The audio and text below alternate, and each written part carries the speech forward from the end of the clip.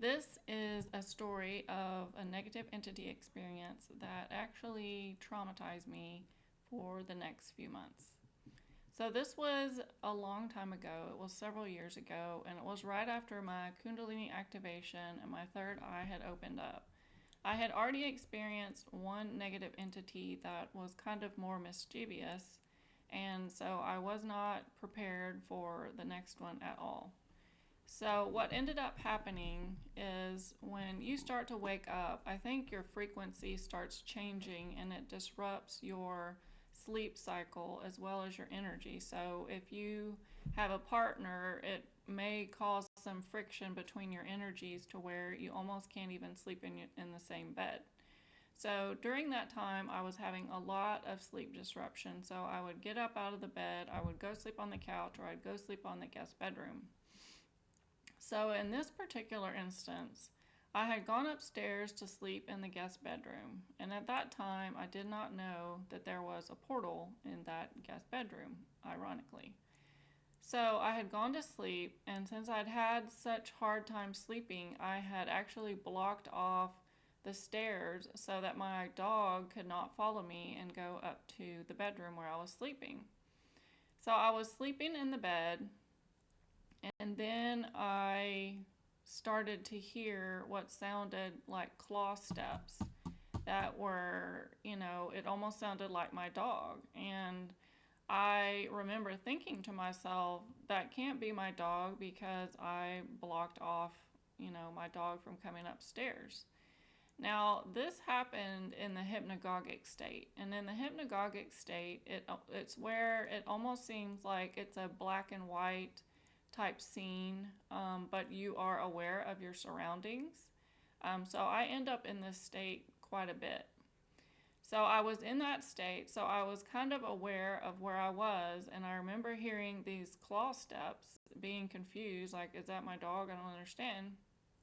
Well, then suddenly I saw this black shadow across the ceiling, and for some reason I got the energy of, like, it just reminded me of like a bat like energy. I don't know why, but it was like a black cloud like shape, kind of round, and then it kind of had like a roundish part where it was like its head, and it just kept on going back and forth across the ceiling. And in the hypnagogic state, a lot of times you feel like you can't move. And so that's what was happening to me. And I was just so terrified. I remember feeling like I was calling out, excuse me, I was calling out Jesus.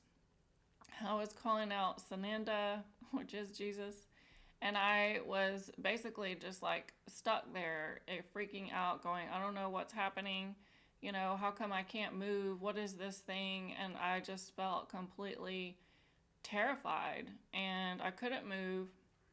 And so eventually, what ended up happening was I came to, and when I woke up, I was breathing so heavy. It was like I had been running 5 miles. And I remember going downstairs and I got into bed, and I don't know why I did not tell my husband at the time that something happened, but I just was like, just wanting to, be in a safe space. I did not want to recreate that whole thing. I just remember being like, oh my gosh, what was that?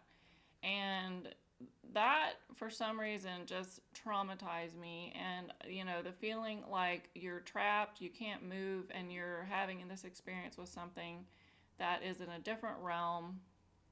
And so that happened. And then later, even though I experienced things that were more intense, that still was the one that just sent me like being afraid to go to sleep at night after that. I would say for the next year, I think I was just terrorized, like thinking, what's going to happen tonight? I had no idea what to expect, between seeing things and hearing things. It was just a very, very scary time for me. So after that experience, what ended up happening to me during my awakening was that I would go ahead and save up these different things that I would experience, and then I would schedule a session with somebody who was more awake than me, who had developed their psychic abilities more than I have. And so I would say, I had this experience. Can you help me understand what this is, what happened, etc.? And she told me, going forward, how to deal with these negative entities when I encounter them. And she said basically what happens is you are in their realm, and that's why it feels like you can't move, because you've basically gone up, into their realm. And so what she taught me to say when you encounter a negative entity is just say, I invoke the I am in me, and I rebuke you in the name of Jesus Christ, and I ask you to leave this space immediately. Now, what ends up happening sometimes is when you are trying to communicate this, even though you are in a hypnagogic state and you're kind of communicating with your mind kind of telepathically because you're not fully awake, it still feels like you cannot, get your thoughts across. And so even though you're using your mind, it feels like you're trying to use your mouth and your throat. And for some reason, a lot of times they block you from being able to communicate like that. So you kind of have to just try to make it to where it's only your mind that you're using. Just try to focus that your mind when you're trying to say that. And also, you can just say something short like, you don't have control over me, or something like that. So that's what you can do if you do encounter a negative entity. And then another thing that you can do is, before you go to sleep at night, you can just imagine putting this bubble of protection over your bed, and you can just set the intention that no beings can enter that space, unless they're beings of light. For a while, I was also using dragon protection. So I would just imagine these, huge dragons outside of all my doors. I would just imagine these black fire-breathing dragons with red eyes, and just that, those were my protectors. So really, when it comes to energetic protection, your intention is what does, what it's supposed to do. So even though we think, I'm not doing anything, I'm just imagining or thinking, that intention actually does matter. And we'll discuss more of that in other videos. But that was one of my most terrifying negative entity experiences, and I will be sharing other experiences I've had in future videos.